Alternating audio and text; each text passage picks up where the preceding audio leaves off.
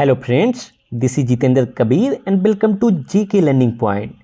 आज की इस वीडियो में हम बाल मनोविज्ञान के बारे में पढ़ने वाले हैं। तो चलिए शुरू करते हैं।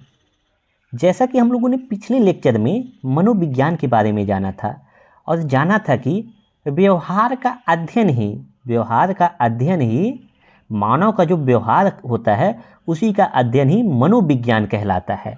लेकिन ये बाल मनोविज्ञान है, तो बाल मनोविज्ञान के अंतर्गत बालकों के व्यवहार का अध्ययन ही बाल मनोविज्ञान कहलाता है। इसी को बाल विकास भी कहा जाता है। कहीं इसको बाल मनोविज्ञान कहते हैं, कहीं पे इसको बाल विकास कहा जाता है। तो आइए देखते हैं कि जो है बाल विकास या बाल मनोविज्ञान होता क्या है, इसमें किस प्रकार के बालकों का अध्ययन करते हैं। तो बाल मनोविज्ञान के अंतर्गत बालक के गर्भावस्था से लेकर किशोरावस्था तक के बालकों का अध्ययन बाल मनोविज्ञान के अंतर्गत किया जाता है। तो आपको बता दें कि इसमें जो है बालक जब गर्भ में रहता है, मतलब वो 0 दिन का रहता है, तब से लेकर बालक जो है जब तक किशोरावस्था में नहीं आ जाता, मतलब 18 वर्ष का नहीं हो जाता, तब तक के बालकों का अध्ययन जो है मनोविज्ञान की जिस शाखा के अंतर्गत किया जाता है उसे बाल मनोविज्ञान कहते हैं। इसमें आप जो है बालक के सभी जो है अवस्थाओं का अध्ययन करेंगे। जैसे जो है बालक गर्भ में है तो गर्भावस्था, फिर उसके बाद जो है शैशवावस्था आती है, फिर पूर्व बाल्यावस्था, फिर उत्तर बाल्यावस्था और फिर उसके बाद किशोरावस्था। यहाँ जो बालक की जितनी अवस्थाएं हैं बाल मनोविज्ञान के अंतर्गत हम आगे अध्ययन करने वाले हैं। तो आइए देखते हैं कि बाल मनोविज्ञान का जो है कैसे कैसे जो है अध्ययन हुआ, कब किन किन मनोवैज्ञानिकों ने बाल मनोविज्ञान को कैसे आगे बढ़ाया और आज यहाँ तक पहुँचा है। तो सबसे पहले बाल मनोविज्ञान के बारे में बर्क महोदय ने बात किया था। तो देखते हैं बर्क महोदय ने क्या किया था। तो बर्क ने बाल मनोविज्ञान को परिभाषित करने का कार्य किया था। सबसे पहले बाल मनोविज्ञान टर्म को यूज किया था कौन? बर्क ने। और बर्क ने बाल मनोविज्ञान टर्म को यूज करते हुए बाल मनोविज्ञान को सबसे पहले परिभाषित करने का कार्य किया था और बताया कि बाल मनोविज्ञान की वह शाखा है जिसमें व्यक्ति की जन्म पूर्व का मतलब गर्भावस्था 0 दिन, गर्भावस्था से लेकर परिपक्वता तक होने वाले सभी परिवर्तनों को स्पष्ट किया जा सकता है। परिपक्वता का मतलब यहाँ किशोरावस्था 18 वर्ष तक के बालकों में होने वाले सभी परिवर्तनों को स्पष्ट किया जा सकता है। तो जो है बर्क महोदय ने बाल मनोविज्ञान को सबसे पहले परिभाषित किया और ये परिभाषा जो है जो दिया है वो आपके सामने है। इस परिभाषा को आप याद कर लीजिए क्योंकि यूपी टेट और सुपर टेट जैसे एग्जामों में परिभाषाएं भी पूछता है। तो सबसे पहले जो है बर्क ने बाल मनोविज्ञान को परिभाषित किया और बताया कि जो है बाल मनोविज्ञान की वह शाखा है जिसमें जन्म पूर्व से लेके परिपक्वता तक विकसित हो रहे मानव का अध्ययन किया जाता है। ऐसा जो है बर्क ने परिभाषित करते हुए बताया था। बढ़ते हैं आगे। बर्क के बाद आती है पेस्टोलॉजी।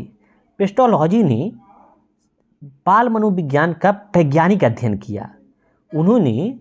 पेस्टोलॉजी महोदय ने बाल मनोविज्ञान का जो है वैज्ञानिक अध्ययन किया और ये अध्ययन अपने जो है 3.5 वर्षीय पुत्र पर किया था।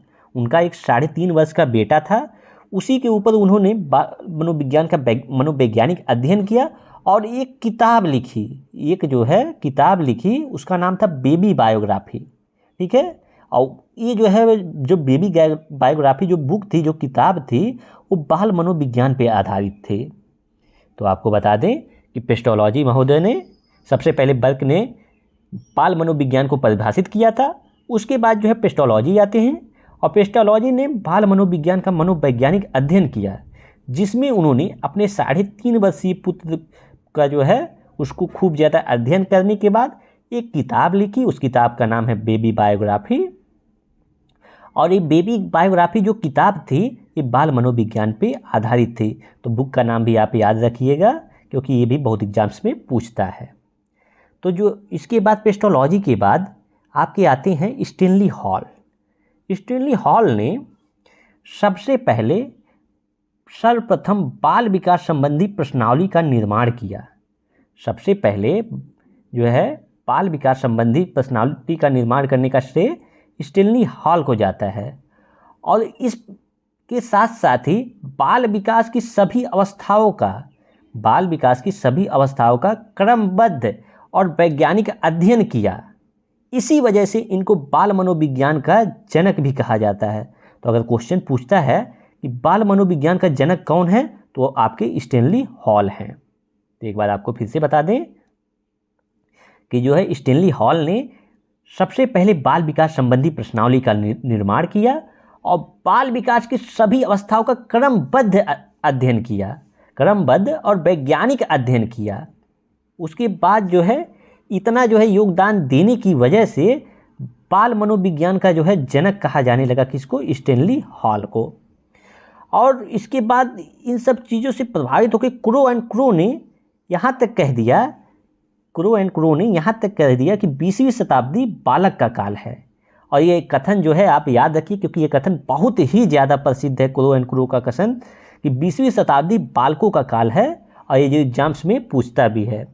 तो आपको एक बार फिर से पूरा जो है रिवाइज करा दें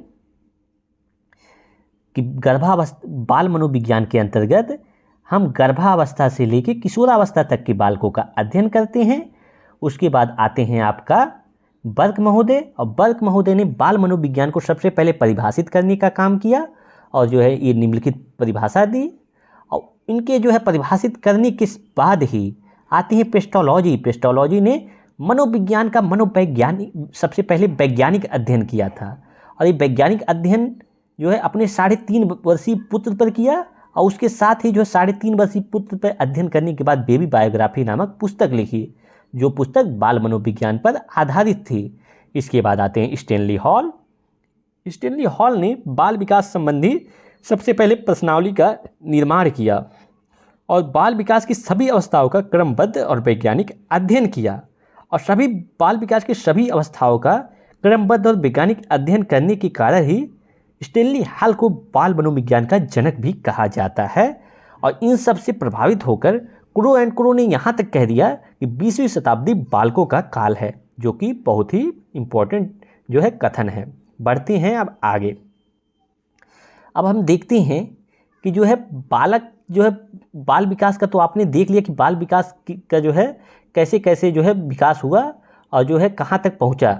अब इसी में एक टर्म आता है जो है विकास और वृद्धि। तो देखते हैं वृद्धि और विकास की, बालकों में जो है उनकी वृद्धि कैसी होती है और उनका विकास कैसे होता है। तो आपके सामने है चैप्टर ग्रोथ एंड डेवलपमेंट, यानी वृद्धि और विकास। तो शुरू करते हैं ग्रोथ एंड डेवलपमेंट। तो ग्रोथ एंड डेवलपमेंट में सबसे पहले हम देखते हैं ग्रोथ को, वृद्धि को अभिवृद्धि भी कहा जाता है। तो आप ध्यान रखिएगा कि वृद्धि को अभिवृद्धि भी कहा जाता है मनोविज्ञान के अंतर्गत। तो अगर कहीं अभिवृद्धि दिखे तो कंफ्यूज नहीं होना है। तो वृद्धि का मतलब यह होता है कि आपके जो शरीर हुआ, आपके अंग हुए, भार हुए, आकार में, या आपके जो आकार हैं, जो मानव है, जो इंसान है, जो बालक है, क्योंकि यहाँ चूँकि हम लोग बालकों का अध्ययन करते हैं बाल मनोविज्ञान में, तो बालक के जो है शरीर का बढ़ना, उसके शरीर के अंगों का बढ़ना, उसका भार बनना, आकार में जो परिवर्तन होता है, उसी को हम वृद्धि कहते हैं। वृद्धि का साफ मतलब होता है बढ़ना। वृद्धि का साफ मतलब होता है बढ़ना।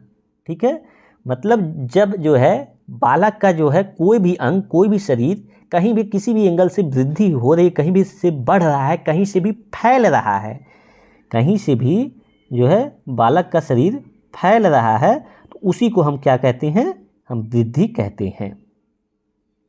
तो अब आप समझ गए होंगे कि जो है वृद्धि का अर्थ होता है बढ़ना या फिर जो है फैलना। ठीक है, इसके वृद्धि के अंतर्गत शरीर के अंगों का, भार का या फिर आकार का जो बढ़ना होता है, वही जो है हमारी वृद्धि कहलाती है। इसके अंतर्गत सिर्फ फिजिकल चेंजेस आते हैं। फिजिकल चेंजेस जो है भौतिकी परिवर्तन, मतलब वह परिवर्तन जिसको जो है आप नाप सको, तौल सको, देख सको, दिखाई दे। जैसे देखिए ये बालक है, ये जो है अभी जस्ट इसका जन्म हुआ है, लेकिन उसके कुछ दिनों बाद जो है वो बैठने लगता है, इतना बड़ा हो गया। फिर खड़ा होकर जो है चलने लगता है तो और थोड़ा बड़ा हो जाता है। फिर उसके बाद जो है स्कूल जाने लगा तो और बड़ा हो गया, और स्कूल जाने के बाद जो है वो और जो है बड़ा हो जाता है। तो आप देख रहे होंगे कि यहाँ पे जो है पहले बालक एकदम छोटा था, फिर धीरे से और बढ़ा, फिर और बढ़ा, फिर और बढ़ा, फिर और बढ़ा, फिर ऐसे जो है बढ़ता चला जाता है। तो यहाँ पे जो ये बालक है, जो ये इमेज में जो बालिका है ये बढ़ रही है, आपको जो है दिख रहा है, ये जो है फिजिकल चेंज है, आपको दिख रहा है कि जो है बालिका की जो है हाइट जो है बढ़ी है। ये जो है इतने से लेके इतना हो रहा है, इसको नापा जा सकता है। तो वृद्धि के अंतर्गत हम जो है फिजिकल चेंजेस का जो है मतलब वृद्धि के अंतर्गत आती हैं, और इसमें जो भी आपके शरीर के अंग हैं, भार हैं, जो भी है, जो भी बढ़ता है फैलता है वो इसके अंतर्गत आता है। वृद्धि के अंतर्गत शारीरिक परिवर्तन, देखिए शरीर इसका छोटा है, फिर और बड़ा, फिर और बड़ा, फिर और बड़ा, इतना बड़ा हो गया। तो वृद्धि जो है शारीरिक रचना या शारीरिक परिवर्तन की तरफ जो है इशारा करती है। और जो है वृद्धि आपको बता दें कि जो है गर्भाधान से लगभग 2 सप्ताह के बाद वृद्धि प्रारंभ हो जाती है, और यह 20 साल तक चलती है। ये जो है गर्भाधान से जो है आपका जो है प्रारंभ होती है, और जो है ये 20 साल तक जो है 20 साल की अवस्था तक चलती है। तो वृद्धि जो है शुरू होती है गर्भाधान से और 20 साल की अवस्था तक चलती है। मतलब वृद्धि जो है, जो शारीरिक परिवर्तन है, आपका जीवन पर्यंत नहीं चलते। वृद्धि एक समय के बाद रुक जाती है। वृद्धि जो है गर्भाधान से स्टार्ट होती है और 20 वर्ष की अवस्था तक चलती है, और उसके बाद जो है वृद्धि बंद हो जाती है। तो हमें लगता है कि आप वृद्धि को समझ गए होंगे। वृद्धि का मतलब होता है जो है शारीरिक परिवर्तन, और ये जो है परिपक्वावस्था तक यानी मैच्योरिटी तक चलती है। तो इसी को हम वृद्धि कहते हैं। बढ़ते हैं आगे। अब आते हैं विकास। विकास का मतलब होता है कि जो है आपका डेवलपमेंट जो है उसे कहते हैं जिसमें आपका जो है मानसिक विकास आता है। मानसिक विकास हुआ, सामाजिक विकास हुआ, सांवेगिक विकास हुआ, बौद्धिक विकास हुआ। मतलब विकास एक जो है जटिल प्रक्रिया है, ठीक है, जिसमें जो है आपका वृद्धि भी इसी के अंतर्गत आता है। विकास एक बहुत बड़ा टर्म है, बहुत ही बड़ा टर्म है, और एक जो है सार्वभौमिक प्रक्रिया है। तो आपको बता दें कि विकास एक सार्वभौमिक प्रक्रिया है। ऐसा ही जो है विकास होता है कि जो है सार्वभौमिक होता है, सबका विकास होता है। और विकास जो है आपका जन्म पूर्व से लेके स्टार्ट होता है, और जन्म पूर्व से लेके आपका जीवन पर्यंत जब तक जो है आप मर नहीं जाते, जब तक इंसान व्यक्ति जो है मर नहीं जाता है, तब तक जो है उसका विकास चलता रहता है। तो विकास जो है जन्म पूर्व से लेके जीवन पर्यंत चलने वाली प्रक्रिया है।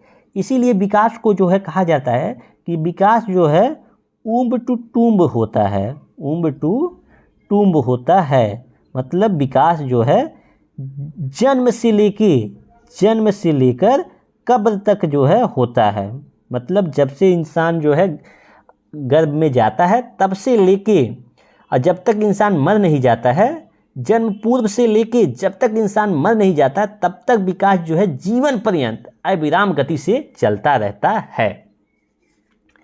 जिसमें आप जो है विकास को कह सकते हैं कि एक जो है निरंतर चलने वाली कंटिन्यूअस प्रक्रिया है। विकास जो है निरंतर चलने वाली कंटिन्यूअस प्रक्रिया है।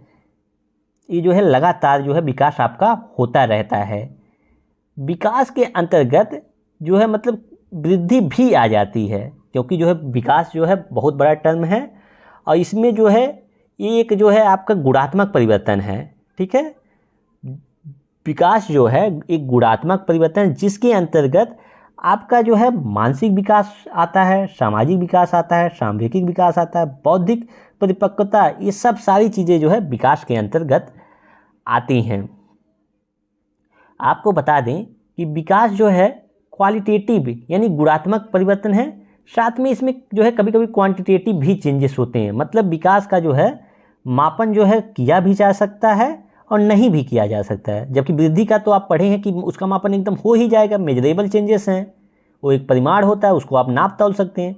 लेकिन विकास को आप नहीं माप सकते। जैसे मान लीजिए कोई मानव है, ये उसका मस्तिष्क है, ठीक है, कोई मानव है, ये उसका मस्तिष्क है।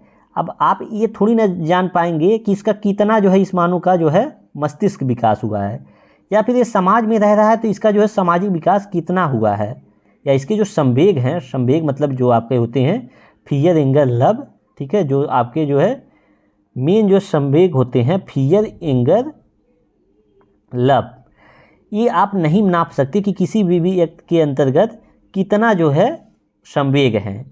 मतलब विकास का जो है मापन जो है हमेशा संभव नहीं है, कभी कभी विकास का भी मापन हो जाता है और कभी कभी विकास का मापन नहीं हो पाता है। तो आप बढ़ते हैं आगे, आइए देखते हैं कि जो है वृद्धि विकास को एक साथ देखते हैं।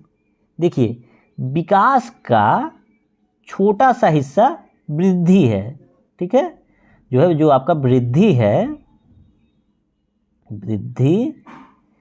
वृद्धि आपका विकास का एक छोटा सा हिस्सा है, ठीक है, और जो है विकास जीवन पर्यंत चलने वाली एक क्रिया है, जिसे हम कहते हैं कि विकास जो है गर्भ से लेके गर्भ में, मतलब जब बच्चा जो है गर्भावस्था में गर्भ में है तब से लेके कब्र तक जो है विकास होता रहता है, ठीक है, विकास जो है गर्भ से लेके कब्र तक होता रहता है।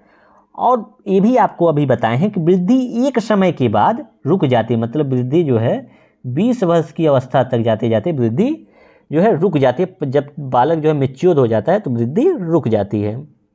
और वृद्धि जो है आपका मात्रात्मक होती है, मेजरेबल होती है, मतलब वृद्धि का मापन संभव है, जबकि विकास जो है गुणात्मक होता है, मतलब एक क्वालिटेटिव होता है और साथ में जो है मात्रात्मक भी होता है।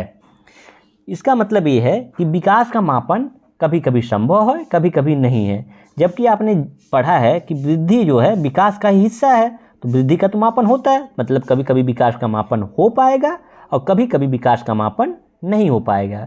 विकास क्योंकि जो है क्वालिटेटिव चेंजेस है, साथ में जो है क्वांटिटेटिव चेंजेस भी जो है विकास को कहा जाता है। तो आज की इस वीडियो में बस इतना ही। इस वीडियो को देखने के लिए बहुत बहुत धन्यवाद, और अभी तक अगर आपने चैनल को सब्सक्राइब नहीं किया है तो ऐसे ही महत्वपूर्ण वीडियो पाने के लिए चैनल को सब्सक्राइब कर लीजिए। Thank you.